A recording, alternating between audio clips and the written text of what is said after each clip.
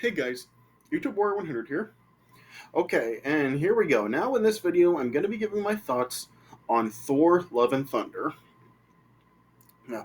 So as usual, this is going to contain some spoilers for the movie. So, yeah, if you haven't seen the movie yet, you may not want to watch this video just yet. Yeah. So like I said, I did see the movie this past Friday. Yeah. And like I said before, when I was giving my thoughts on how the trailer for the film looked, I did say how it did look pretty good, and I really was looking forward to it. I wasn't really too sure how it was gonna turn out because, of course, the trailers did show that Jane would be back in this movie, so yeah, so I wasn't really too sure how it was gonna work with Jane back and her now being the new mighty Thor and everything. Yeah, because the trailers really didn't really go into much about how this whole thing was possible and really what the film was really going to be about. Yeah, so I really wasn't too sure what to really expect from this film.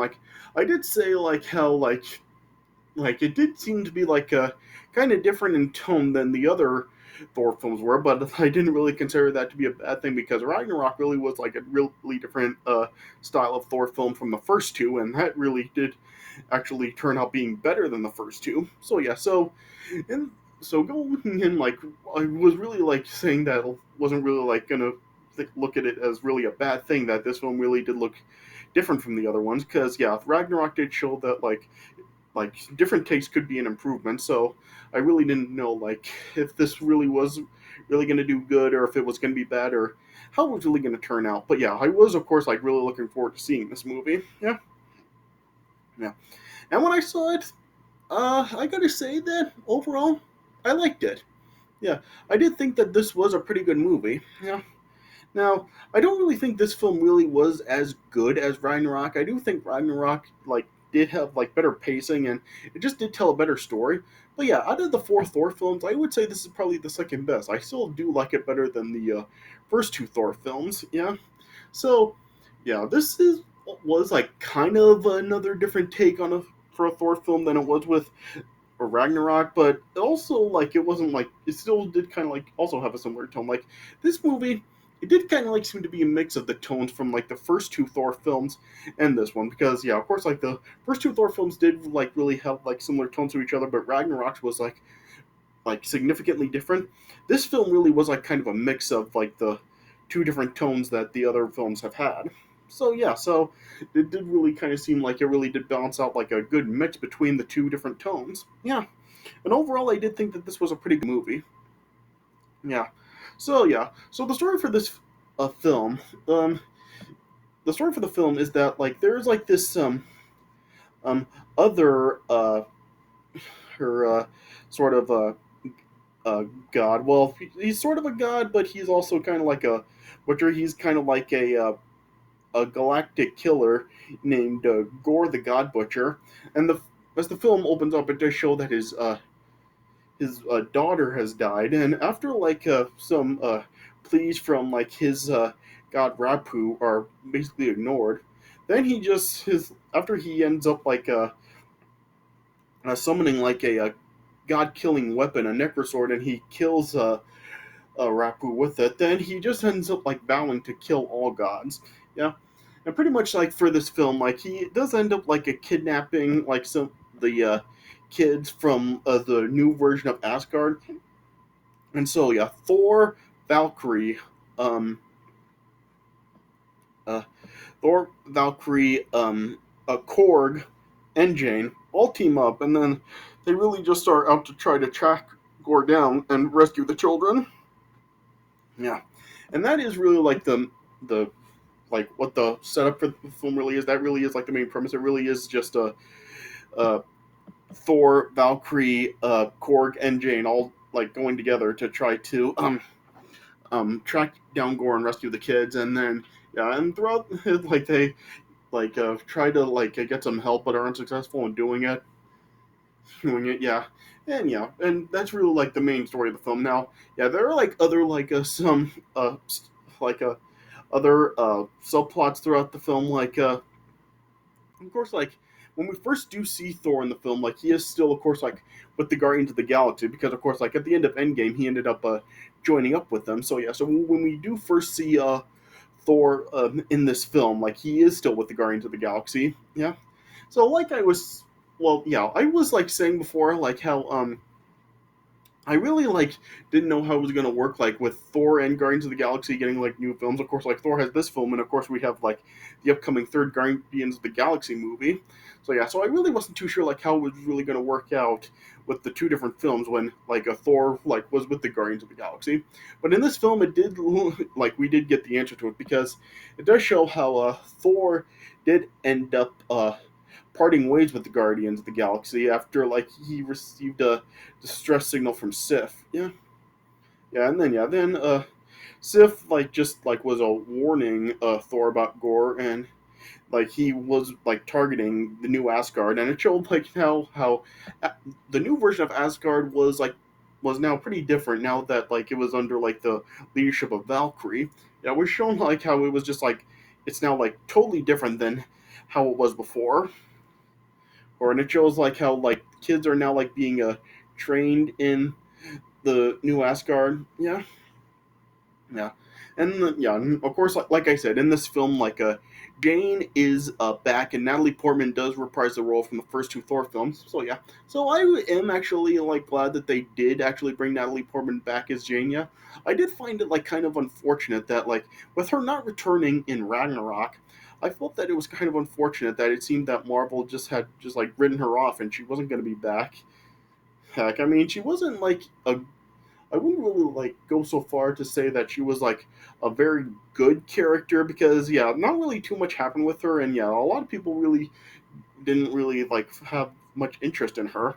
But yeah, she was still like a big character in the first two Thor films, like of course being Thor's love interest and everything. Yeah, and I just found it like kind of unfortunate that they seemed that they were just gonna like rid her out of the MCU after her not returning in Ragnarok. But yeah, they did bring her back in this film, and yeah, and what happens with her in this film, I'm glad that they decided Marvel was at least did care at least enough to bring her back to like give her some closure.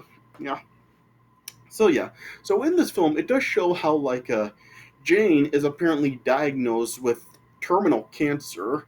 Yeah, I'm not really too sure exactly where that came from. Like, yeah, there's nothing in this film that really actually does explain like how she got cancer or like what kind of cancer it actually is. Like, is it lung cancer? Is it like some sort of organ cancer? Is it brain cancer? So yeah, it's not really like actually like establish what kind of cancer she does actually have. Yeah, but it shows that like she is real sick and she's going through chemotherapy. Yeah, and this film also does like briefly also like have appearances from Kat Dennings as a Darcy and Stellan Skarsgård as Eric. Yeah, so they are like in the film very briefly. Yeah, yeah, but it does show how like Jane like still is like trying to do some research on Thor, and she really does want to really like try to figure out like other ways she can actually fight her cancer. Yeah, then yeah, then it just like shows how like after like Thor does arrive in New Asgard as a Gore is starting to attack with other shadow creatures, he then like discovers that uh, Jane is now the new mighty Thor, and she actually now has like bonded with the Milnor hammer.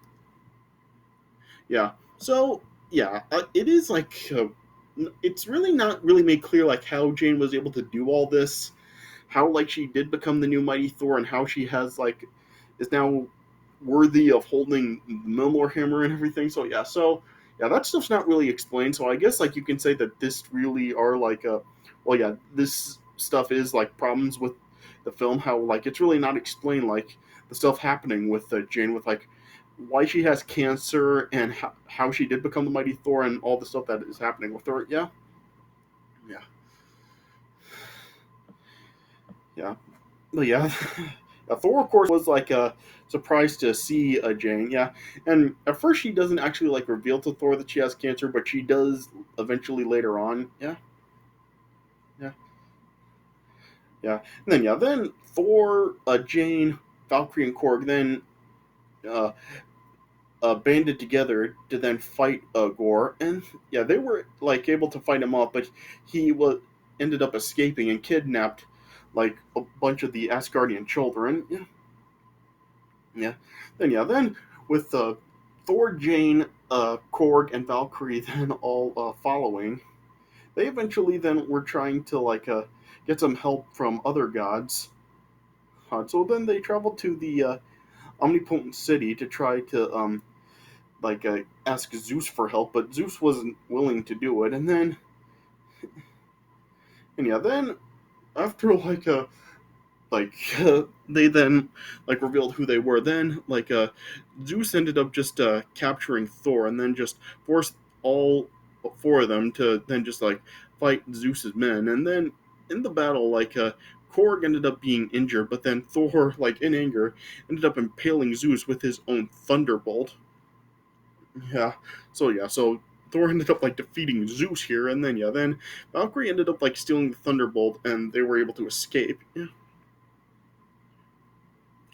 Yeah. Then eventually the group then traveled to the Shadow Realm where they were able to save the children, but yeah, it shows that just like this whole thing was just a ruse, and Gore then this just was after Thor's Stormbreaker, because apparently the Stormbreaker does actually have the power to use to enter uh eternity. Yeah, and he and then uh yeah, this would make Gore able to actually like destroy all the gods. Yeah, yeah, yeah. And then after a fight between Thor and Gore along with the others, this was after Jane had finally revealed to Thor that she has cancer.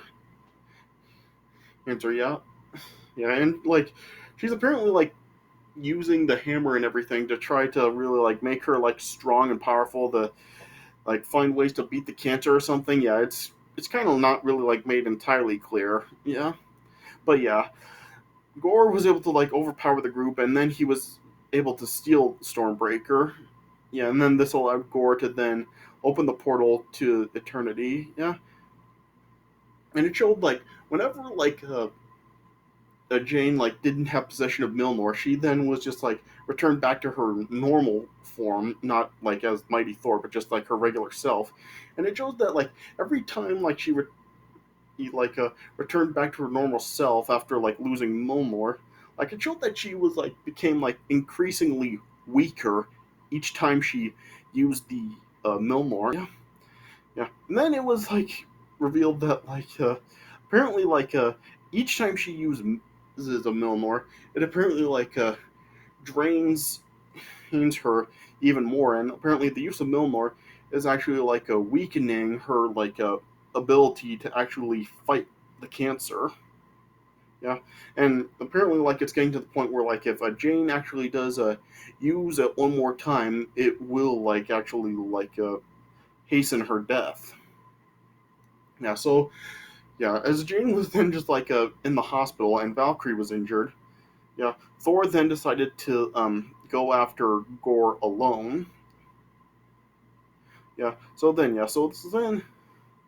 and Thor then arrived in Eternity, and then and he would then and saved the kidnapped children, and then Gore or then Thor then was fighting Gore alongside all the children. Yeah, and then when it showed how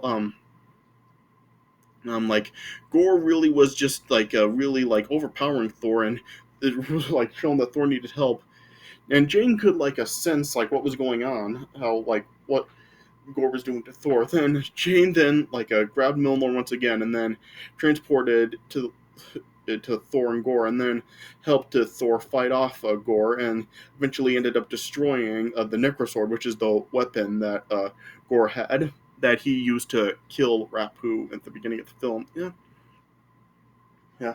But then after Gore was then defeated. He did. It showed that like he was dying, and through a talk from Thor, then Gore then realized that he didn't really want to destroy gods, but he just wanted his daughter back. Yeah, yeah. And then yeah, then it also showed how Jane then ended up succumbing to cancer, and yeah, as Thor was holding her in his arms, like she was then just like admitting her love for Thor, and then she eventually ended up dying. Yeah, yeah. Then yeah, then after the love shown between Jane and Thor, as well as Gore's Gore's realization, then Eternity then and granted the request from Gore to revive love, and then he then just asked Thor to take care of her, and then he ended up dying from the effects of Necrosword. Yeah, then it showed like all the children then returned back to Asgard, and Valkyrie and Sif were now training them. Yeah, and it showed that Thor now had possession of Mjolnir again, and it showed now that he was taking care of Love, and they were like living together, and Thor was like acting as like an uncle, really, to Love. And Love now like had Stormbreaker Acre in her possession. Yeah, yeah, and that's how it ended. Yeah, but then like of course like in the mid credit the scene of the film, then this scene showing like Zeus now recuperating sent his son Hercules out to kill Thor. Yeah. Yeah, yeah, and then then in the post credit scene, it then showed how Jane, now of course like dead, her like spirit or whatever, was arriving at the gates of Valhalla. Is that how it said? And it showed Heimdall was like the god in charge of uh, Valhalla, and he welcomed her there. Yeah.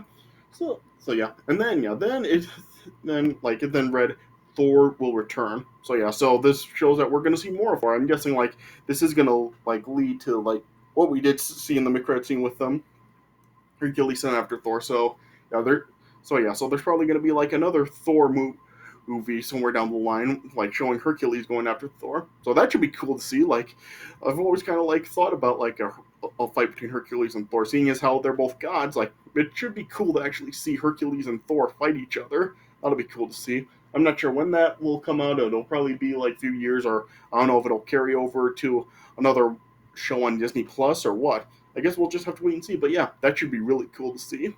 Yeah.